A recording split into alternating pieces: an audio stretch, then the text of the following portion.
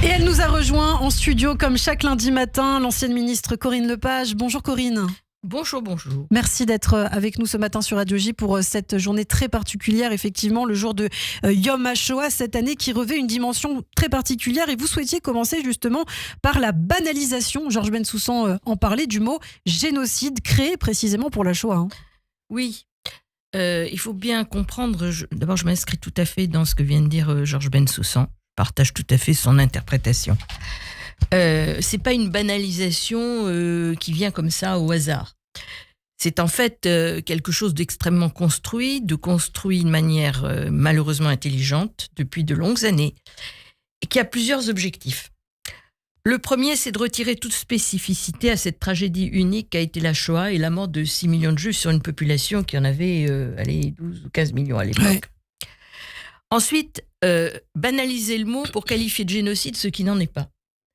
Ce qui se passe à Gaza, c'est probablement, il y a peut-être des crimes de guerre. Je ne dis pas le contraire, j'en sais rien, mais c'est possible. Ouais. En revanche, ce n'est pas un génocide. Et du reste, la présidente de la CPI l'a précisé très clairement, en disant qu'à aucun moment, la Cour n'avait jugé qu'il s'agissait d'un génocide.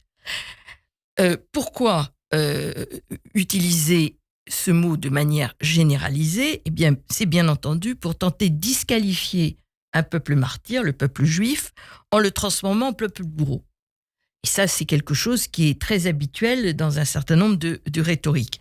Et là, le point qui vient juste derrière, oui, c'est de dire, puisqu'en fait c'est un bourreau, Israël n'a aucune légitimité. Et donc, c'est l'existence même d'Israël qui est de ce fait remise en cause. Donc, il y a une construction, il y a un fil qui est extrêmement logique derrière tout ça.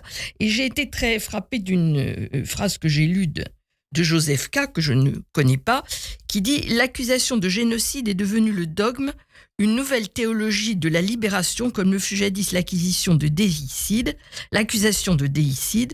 Ce dogme est fait pour résister à toutes les réfutations du réel, car il est désormais le socle de l'Église antisioniste universelle dont Mélenchon se fait le prophète. » Je crois que c'est extrêmement bien résumé.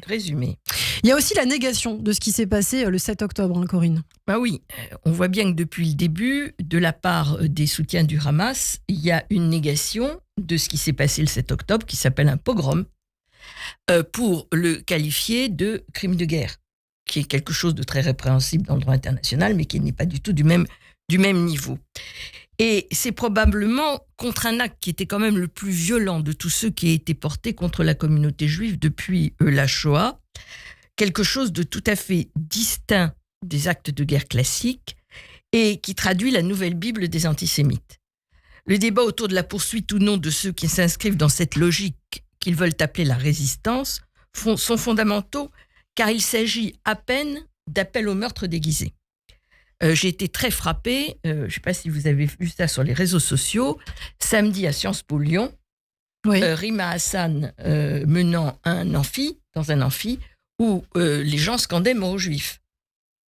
À Sciences Po Lyon. Alors, je ne pense pas que ce soit une fake news, oui. Mais c'est quelque chose d'excessivement grave et je me demande ce qu'on fait. D'inquiétant. Ce que font le directeur, ce que fait la direction de Sciences Po Lyon. Bien, quoi qu'il en soit, From the River to the Sea appelle en effet à jeter les Israéliens à la mer. Oui. De même que les mains rouges qu'on a vues sur dans les manifestations de Sciences Po et dans les manifestations sont des appels à tuer les Juifs et on le sait très bien. Et du reste, les étudiants de Sciences Po l'ont revendiqué. Quand on dit qu'ils ne savent pas, si, ils savent parfaitement bien ce qu'ils font. Et des étudiants qui s'inspirent de ce qui se passe aux États-Unis aussi, Corinne. Oui. Alors, ce mouvement aux États-Unis est effectivement extrêmement grave et préoccupant. On sait aujourd'hui qu'il a été largement financé par le Qatar, puisqu'il y a des sommes qui circulent de l'ordre de plusieurs de millions de dollars. Et ce serait intéressant d'ailleurs de savoir s'il y a des fonds qui ont alimenté un certain nombre de réseaux en France aussi pour aller dans ce sens. Mais ce qui est sûr, c'est que ça génère un antisémitisme déchaîné qui rappelle ce qu'ont subi les étudiants juifs dans les années 30 en Allemagne. Il témoigne d'une grossière méconnaissance historique de ce qu'a été la Shoah, et c'est aussi le résultat des oppositions de plus en plus violentes à ce que l'enseignement de l'histoire de la Seconde Guerre mondiale soit fait convenablement dans les classes. On a affaire à des gens qui sont totalement analphabètes sur le plan de l'histoire. Oui. Alors qu'est-ce qu'on peut dire en conclusion, Corinne ? Je crois que ce qu'on peut dire, c'est que plus que jamais le souvenir de la Shoah est essentiel, mais plus que jamais la fragilité des Juifs est une évidence. La publication ce dimanche simultanément d'un sondage dans le Parisien, dont vous allez, je pense, parler dans la journée, et du rapport annuel sur l'antisémitisme en témoigne, hélas, de manière évidente.